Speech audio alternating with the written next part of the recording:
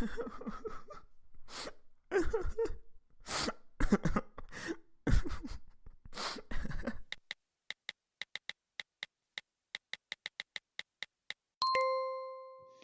salah apa sih? Kok komennya jahat-jahat gini?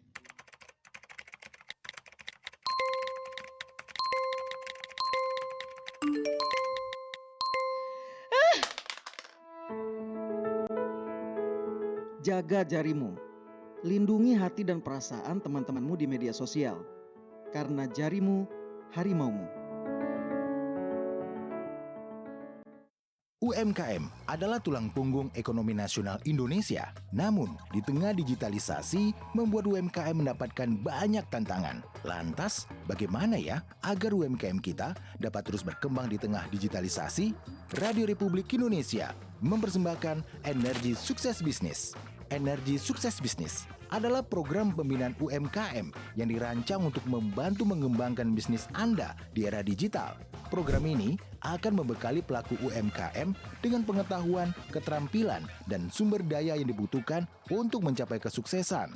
Anda akan belajar dari para ahli tentang berbagai aspek bisnis, seperti membangun mindset dan karakter entrepreneur UMKM, mengembangkan strategi bisnis yang efektif, hingga memanfaatkan teknologi digital untuk meningkatkan bisnis Anda. Program ini terdiri dari 12 topik menarik dengan narasumber utama ialah Coach Margeti Herwin, seorang master coach profesional internasional dengan pengalaman lebih dari 16 tahun dalam memimpin para pengusaha. Jangan lupa, ikuti dan saksikan Energi Sukses Bisnis setiap Selasa jam 20.10 sampai 20.50 waktu Indonesia Barat di Pro 3 RRI, Jaringan Berita Nasional, RRI Digital, dan RRI Net.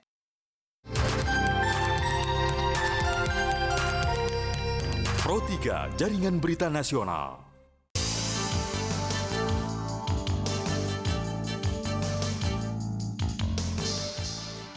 Kami lanjutkan to the point pada malam hari ini terkait dengan pertanahan ya di wilayah Bekasi ini yang menjadi ramai atau gaduh karena sebanyak 14 penghuni klaster Setia Mekar Residence 2 Tambun Selatan Kabupaten Bekasi dihadapkan dengan ketidakpastian setelah Pengadilan Negeri Cikarang kelas 2 mengosongkan lahan pada Kamis 30 Januari 2025. Dan bagaimana dari tadi kita sudah berbincang dari sisi developernya ya untuk mengetahui kronologis bagaimana ini bisa terjadi. Warga pemilik klaster Setia Mekar Residen yang harus dipaksa angkat kaki dari rumahnya sendiri meskipun mereka memiliki surat hak milik atau HSAM. Dan bagaimana kita ingin mendapatkan pandangan dari notaris atau pakar pertanahan dari Universitas Kristen Indonesia atau UKI, Ibu Diana Napitulu. Bu Diana, selamat malam Bu Diana. Malam Pak. Apa kabarnya Bu Diana? Baik, Ya. sehat. Bu Diana, ini bagaimana bisa terjadi? Nampaknya hal-hal seperti ini sering terjadi ya Bu Diana ketika sudah berlarut-larut, sudah bertahun-tahun akhirnya muncul adanya kejanggalan dari surat menyurat pertanahan ini. Kalau Bu Diana melihatnya seperti apa? Iya, saya mulai dari jual beli asas jual beli tanah itu karena kita adopsi dari hukum adat adalah terang dan tunai. Terang itu berarti di hadapan saksi dan dulu dengan kepala desa, sekarang di hadapan PPAP dan saksi. Tunai pada saat terjadi jual beli sudah terjadi peralihan hak atas tanah. Tapi azas publikasi pendaftaran tanah kita untuk mensertifikatkan tanah itu adalah azas publikasi negatif yang mengandung unsur-unsur positif. Dalam hal ini jika ada pihak ketiga yang merasa dirugikan, dia bisa menggugat ke pengadilan. Ya, karena pada dasarnya itu BPN pasif. Dia akan melakukan pendaftaran tanah pertama kali atau mensertifikatkan tanah siapa yang duluan mendaftarkan. Nanti kalau BPN juga punya lembaga veriaring ya, bahwa BPN bisa membatalkan sertifikat itu tapi dalam jangka waktu 5 tahun. Setelah 5 tahun itu gugat ke pengadilan. Nah, yang saya ngelihat di sini pas lagi mereka digugat ada keanehan ya. putusan 28 tahun yang lalu, tapi dieksekusi pada tahun 2025. Kan katanya putusannya 97 ya, Ya, dieksekusi tahun 2025. Kenapa? Itu yang saya juga bingung kenapa. Para pihak ketiga yang merasa dirugikan sebenarnya bisa melakukan gugatan intervensi. Saya nggak tahu apakah sudah dilakukan gugatan intervensi oleh pihak ketiga itu yang memiliki atau pengembang. Jika sudah dilakukan, itu tidak bisa membuat eksekusi itu dilanjutkan sampai diputuskan apa hasil daripada gugatan intervensi dari pihak ketiga yang merasa dirugikan. ya, Itu pihak orang yang sudah memiliki tanah itu. Dan juga ada salah satu asas hukum pertanahan, yaitu pemisahan secara horizontal, bahwa orang atau badan hukum yang memiliki tanah belum tentu memiliki benda-benda termasuk bangunan yang di atas tanah. Ada terpisah secara horizontal.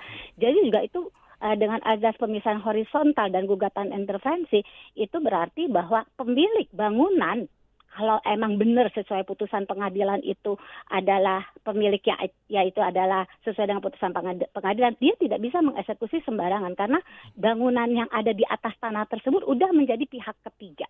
dan ada Jadi nggak bisa. Jadi legalitasnya ya, harus kuat ada, ya Bu ya? iya, walaupun dia bilang sertifikatnya waktu itu adalah AJB. AJB dan sertifikatnya udah timbul, tapi karena digugat lagi sama ahli waris yang lain, itu dia menjadi miliknya lagi. Nggak bisa sembarangan, harus terjadi ganti rugi kepada orang yang memiliki bangunan yang ada di atasnya. Karena selain ada gugatan intervensi dan juga azas pemisahan horizontal, bangunan itu bukan milik pemilik tanah, itu nggak bisa serta-merta gugatan Iya. itu terjadi. Ini menarik, nanti kita kupas lebih mendalam dengan transaksi jual beli, karena banyak juga mungkin ya di daerah-daerah yang tidak memahami transaksi jual beli, bagaimana legalitasnya yang harus dipenuhi ya. Karena biasanya juga ada mungkin karena faktor kedekatan ataupun faktor keluarga ataupun lainnya, ini biasanya akte jual belinya hanya berupa kwitansi saja gitu, tidak dipenuhi dengan syarat-syarat yang tadi Bu Diana katakan. Tapi kita undang pendengar dulu, boleh Bu Diana ya? Boleh. Untuk Anda pendengar yang ingin bergabung bersama kami dalam perbincangan To The Point pada malam hari ini, silakan di 0213523172, 0213844545, 0213866712, atau juga bisa melalui layanan WhatsApp kami di 081399399888. Kita tengah menyoroti terkait dengan kasus yang menimpa warga klaster Setia Mekar Residence ya, belajar dari kasus ini, belajar dari penggusuran perumahan di Bekasi kendati bersertifikat. Ada Pak Agung di Jakarta, Bu Diana. Pak Agung, selamat malam. Selamat malam Mas Rukman dan Bu Diana. Assalamualaikum warahmatullahi wabarakatuh. Waalaikumsalam. Malam Pak Agung. Ya, silakan.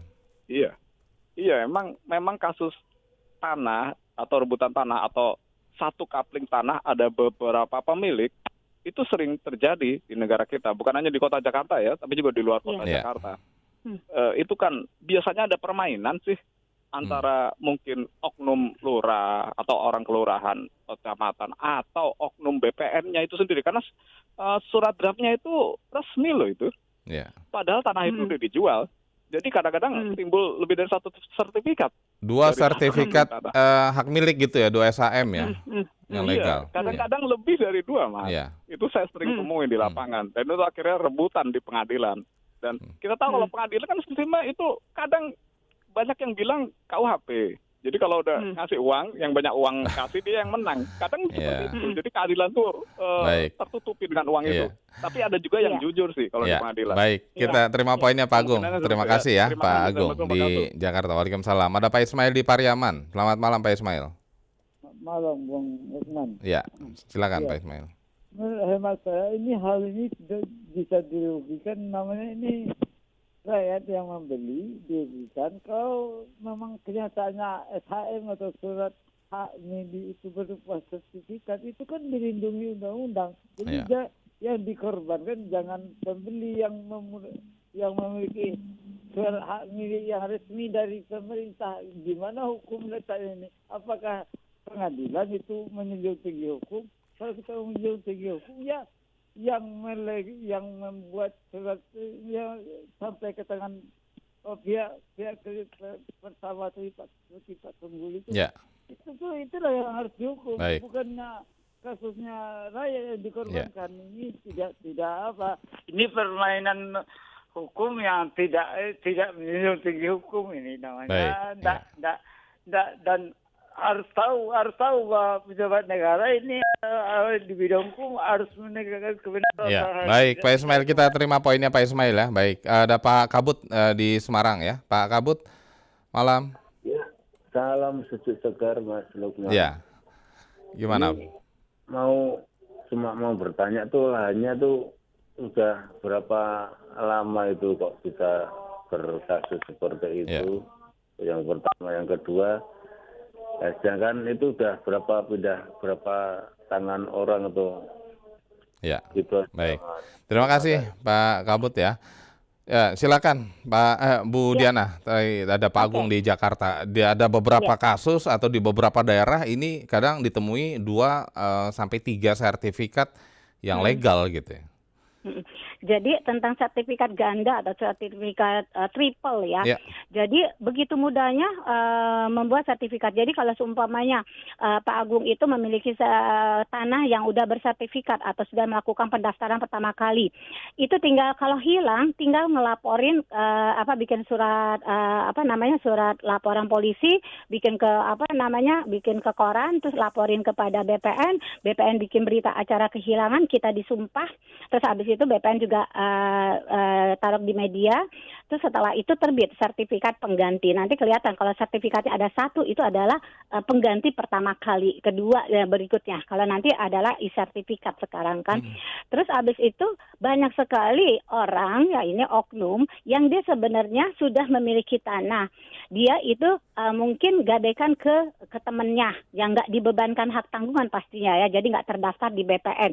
Dia ngaku hilang dan dia juga bisa mendapatkan sertifikat 1 lagi yang pengganti dijual kepada kerabatnya Pak Agung. Dan itu bisa jadi sengketa. Atau emang permainan oknum BPN. Sekali lagi oknum BPN ya Pak, bukan lembaganya. Jadi emang dia sengaja mungkin satu bidang tanah ini bisa double sertifikat, double pendaftaran tanah. Terus tentang tentang Pak Ismail yang menyatakan bahwa seharusnya warga ini tidak kan karena tidak tahu menau dan memiliki legalitas hukumnya SHM gitu ya. Karena tidak tahu kasus sebelum-sebelumnya harusnya tidak bisa dapat dampaknya gitu.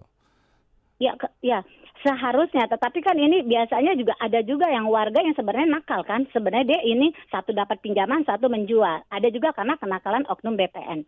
Jadi yang tentang sertifikat ganda itu bisa macam orangnya yang nakal karena emang dia biasa main gitu loh. Yang satu lagi adalah kenakalan oknum BPN. Nah, terus ini tentang Pak Ismail. Ya, silakan. Yang tadi tentang Pak Ismail tentang apa tadi saya coba di-remind. Itu tadi ya, sudah dijelaskan. Harusnya warga ini dalam kasus ini warga kan karena tidak tahu menau dan mereka mengurus secara legal gitu, mendapatkan SHM-nya, harusnya permasalahan di belakangnya bagaimana perolehan bagaimana tanah itu, carut-marut tanah itu ya mereka tetap aja tidak bisa disentuh. Ya, Pak, ada banyak permainan mafia tanah.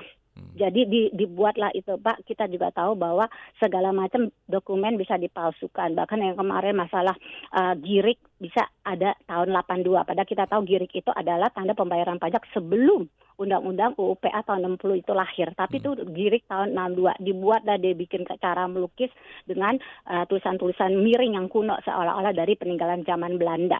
Walaupun sebenarnya umur kertasnya di kuning-kuningan bisa dicek ke Labkrim dan juga umur tintanya sebenarnya bisa dicek di Labkrim. Itu banyak banget. Terus habis itu yang satu punya sertifikat. Yang satu girik, yang satu punya sertifikat. Ada bohirnya, sama-sama gugat ke pengadilan.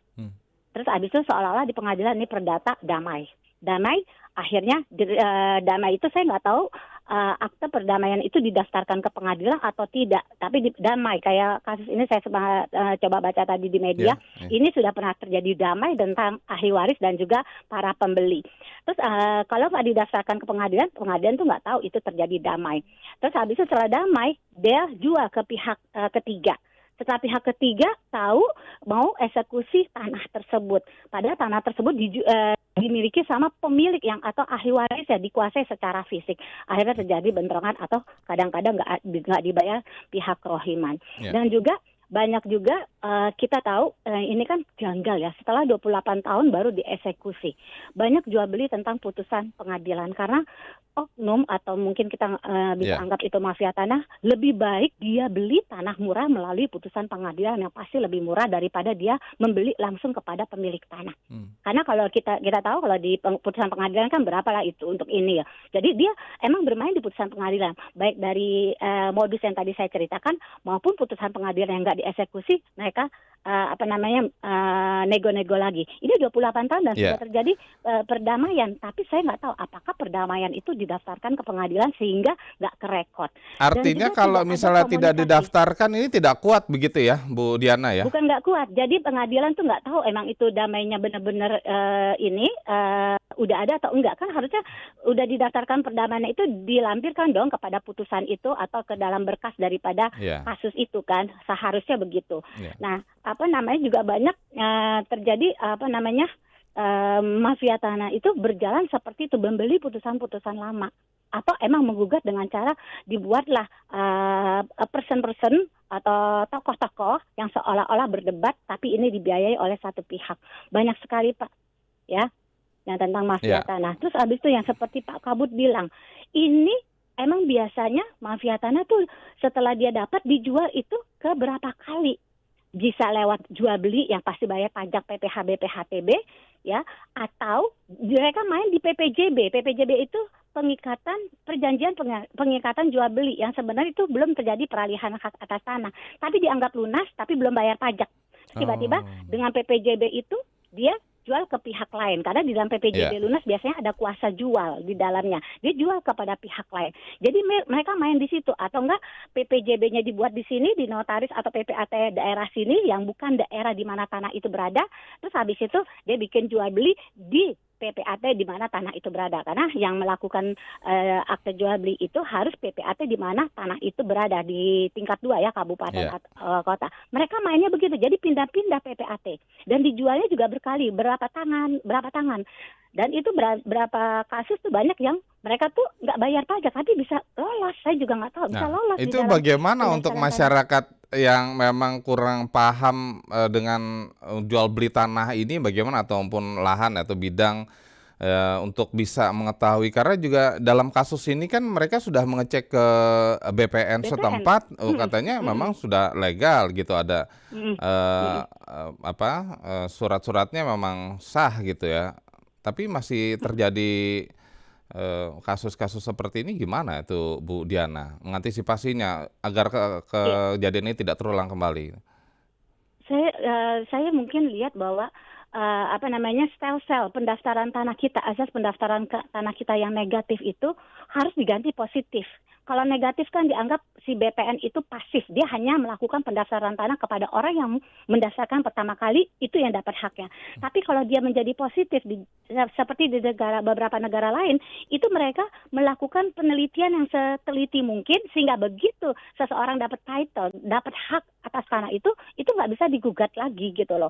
Nah itu harus dirubah, dan tapi BPN nggak jadi pasif lagi. Yang kedua ada komunikasi.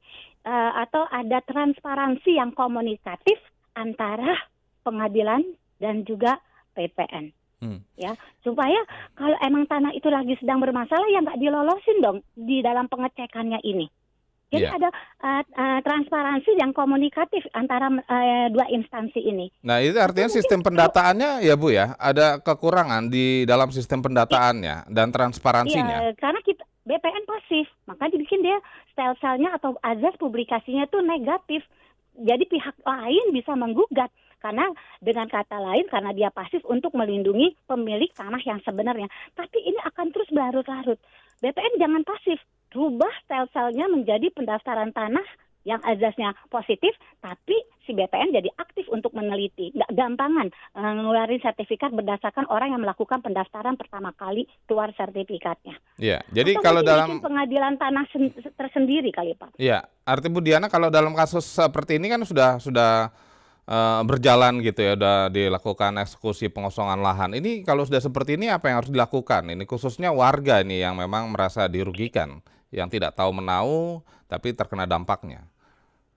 Sepertinya kalau seumpamanya ada gugatan intervensi dan juga menganut azas pemisahan secara horizontal, tidak bisa eksekusi dilakukan. Warga harus buat gugatan intervensi itu dan juga dinyatakan di dalam di dalam gugatannya dihadirkan ahli-ahli bahwa ini ada pemisahan, itu azas loh, pemisahan kepemilikan tanah secara horizontal. Orang yang memiliki tanah belum tentu memiliki bangunan. Kalau toh mau dimiliki tanah itu, ya beli gitu bangunannya. Kalau emang mereka bilang ngotot ya bangunannya dengan jangka waktu yang segala macam, ya mungkin seharga tanah itu nggak bisa serta merta, Pak. Baik. Kalau emang serta merta itu ya udah perbuatan melawan hukum lagi. Iya, ini menarik sekali, banyak yang harus kita perbincangkan, namun sayang waktu kita terbatas, Bu Diana. Nanti kita akan lanjutkan di kesempatan berikutnya, Bu Diana ya. Terima kasih Pak. atas Pak. waktunya untuk RRI Pro 3 malam hari ini. Bu Diana, sehat dan sukses Sama-sama. selalu, Bu Dina.